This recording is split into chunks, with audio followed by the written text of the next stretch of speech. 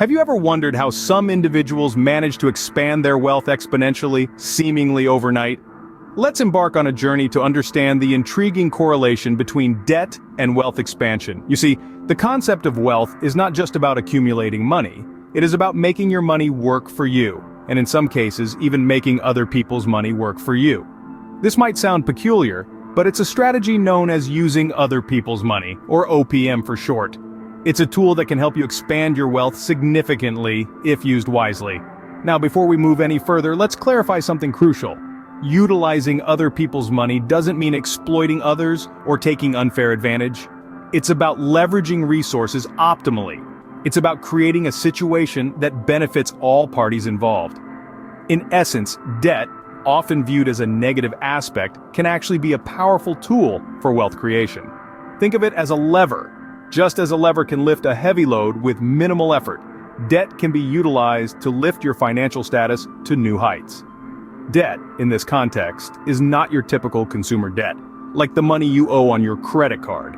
No, we're talking about strategic debt that you take on to invest in assets that generate cash flow, whether it's on a daily, monthly, or quarterly basis. This can be achieved through various avenues such as mortgages, hard money loans, home equity lines of credit, home equity loans, personal loans, business loans, or even lines of credit, angel investors, crowdfunding, and so on. The possibilities are truly endless. So you see, debt can be a double-edged sword. It can either trap you in a cycle of endless repayments, or it can propel you towards financial freedom. The difference lies in how you use it. So, is it possible to turn debt into a stepping stone towards wealth expansion? Absolutely. Let's dive into a real-life success story. You may have heard of Robert Kiyosaki, the author of the best-selling book, Rich Dad, Poor Dad, but did you know he built his fortune through debt? Yes, you heard it right. Robert Kiyosaki, the financial guru who has inspired millions around the globe, has himself used debt as a tool to create wealth. So how did he do it? Let's delve into his story. Born in 1947 in Hawaii, Kiyosaki had a unique upbringing. His real father, whom he refers to as his poor dad, was a well-educated man but struggled financially. On the other hand, his rich dad, his friend's father, was a high school dropout but a successful entrepreneur. This dichotomy shaped Kiyosaki's views on money and investing. In the early 70s, after a stint in the Marine Corps as a helicopter gunship pilot during the Vietnam War, Kiyosaki started his journey in the world of business. He co-founded a company that brought to the market the first nylon and Velcro surfer wallets. Though the venture started well, it eventually went bankrupt. But this didn't deter Kiyosaki. He believed in learning from failures, and this setback only fueled his ambition. In the mid-80s, Kiyosaki ventured into the realm of real estate, a move that would set the foundation of his fortune. He used debt, primarily in the form of mortgages, to purchase income-producing properties. His strategy was simple, yet effective. He borrowed money at a low interest rate, invested it in properties that yielded a higher return, and used the cash flow to pay off the debt. But it wasn't just about making money for Kiyosaki. It was about financial education, about understanding the difference between good debt and bad debt. He believed that good debt is debt used to generate income and increase wealth, like mortgages for rental properties, while bad debt is debt used for non-income producing purposes, like personal loans for vacations or luxury items. His foray into real estate wasn't smooth sailing. He faced challenges, failures, and even bankruptcy, but he never lost sight of his belief in the power of good debt. He persevered, learned from his mistakes, and continued to leverage debt to expand his wealth. Today, Kiyosaki is a multi-millionaire, a successful businessman, and a renowned author. His book, Rich Dad, Poor Dad, has sold millions of copies worldwide, and his financial education company, Rich Dad Company, continues to teach people about money and investing. Robert Kiyosaki's story is a testament to the power of financial education and strategic use of debt. It exemplifies how understanding and effectively using debt can be a stepping stone to wealth creation. His journey also underscores the importance of resilience, perseverance, and continual learning in the pursuit of financial freedom. It's not just about the money, it's about the mindset, and that perhaps is the most valuable lesson we can learn from Robert Kiyosaki's success story. Now that we've seen how debt can work in favor, how can you apply this strategy in your own life? Let's delve into the world of other people's money, or OPM, and explore how you can leverage this strategy to expand your wealth. First off, it's crucial to understand that OPM comes in various forms. From traditional bank loans and mortgages to more modern methods like crowdfunding and angel investors, there's a wide range of opportunities available for you to tap into. Let's start with the basics. Mortgages and home equity loans. These are perhaps the most common and straightforward ways to leverage OPM. Banks and financial institutions lend you money to purchase a property, and over time as you pay off the loan, you build equity in that property. The beauty of this is that you're using someone else's money to buy an asset that can appreciate in value over time. Now let's talk about business loans.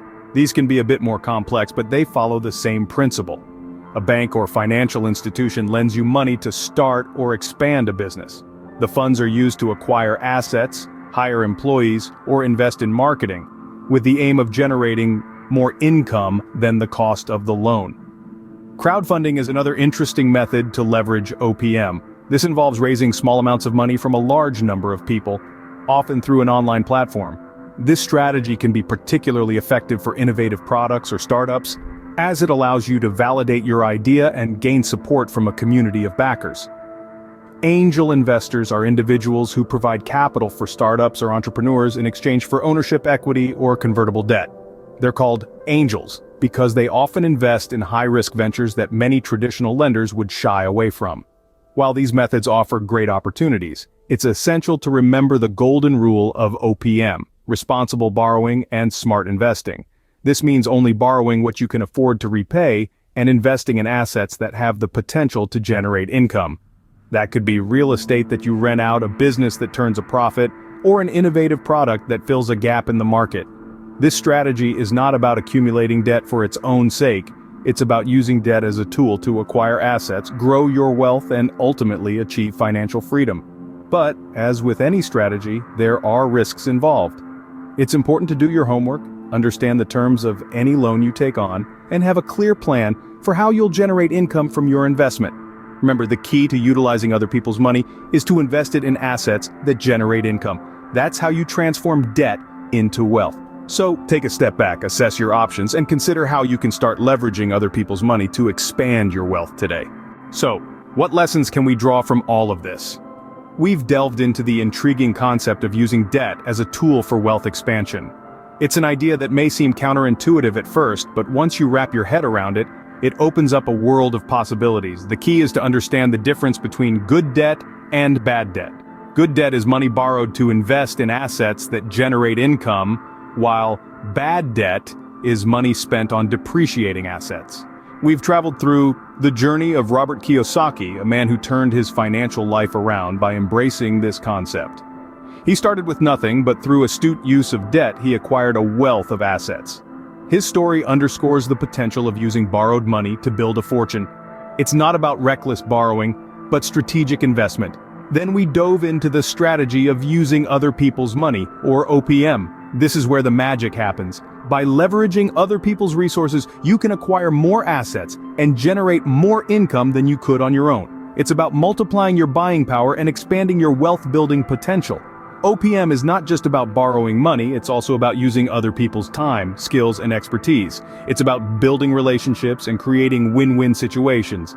There are various ways to access OPM, including mortgages, hard money loans, home equity lines of credit, home equity loans, personal loans, business loans or lines of credit, angel investors, crowdfunding, and more. Each of these methods has its own pros and cons, and it's crucial to do your homework before diving in. In conclusion, the key takeaway is this: debt is not inherently bad. It's a tool, and like any tool, its effectiveness depends on how you use it. When used strategically, debt can help you acquire assets that generate steady cash flow, thereby expanding your wealth over time. Debt, if used wisely, can be a powerful tool for wealth expansion. It's all about how you leverage it.